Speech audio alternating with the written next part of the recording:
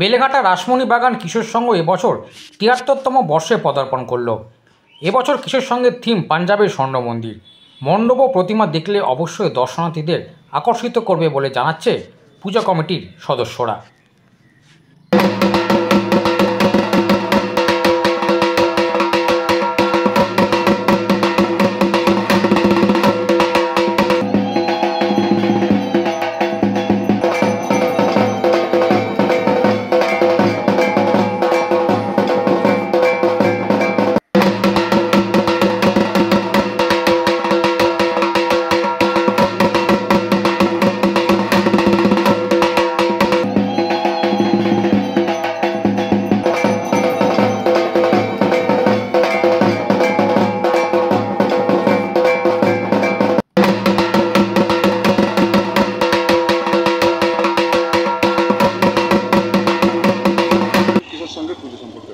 রাসমণি বাগানের কৃষক সংঘের পক্ষ থেকে প্রথমে আপনাদের চ্যানেলকে অভিনন্দন জানাই আপনাদের পুজোটাকে কভার করার জন্য।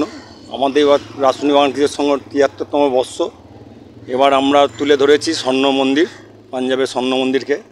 পুজোর সময় অনেকে ঘুরতে যায় বা ইচ্ছা থাকে যেতে পারে না, টিকিট পায় না, তাই আমরা এবার পুজোটাকে রাসমণি বাগান কৃষক সংঘের মধ্যে পাঞ্জাবের স্বর্ণ মন্দিরটাকে তুলে ধরেছি।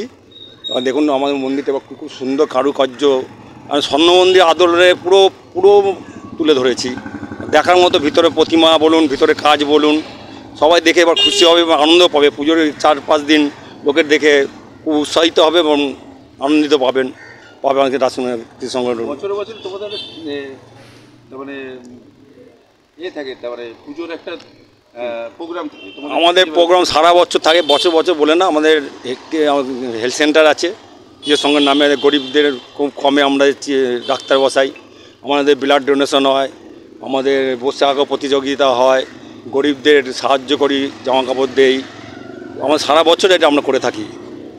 স্বর্ণ মন্দির এই যে থিমটা আমরা বানিয়েছে, দেখা যায় এর সামনে একটা বড় চাইছি না, যদি জলাশয়টা করতে গেলে একটা ব্যাপার আছে, একটা জলাশয় করবো, পুজোর একটা ভিড় হবে, বাচ্চা যদি পড়ে যায় জলাশয়ের মধ্যে একটা অন্যরকমই হবে। এর জন্য আমরা জলাশয়টাকে বাদ দিয়ে দিয়েছি।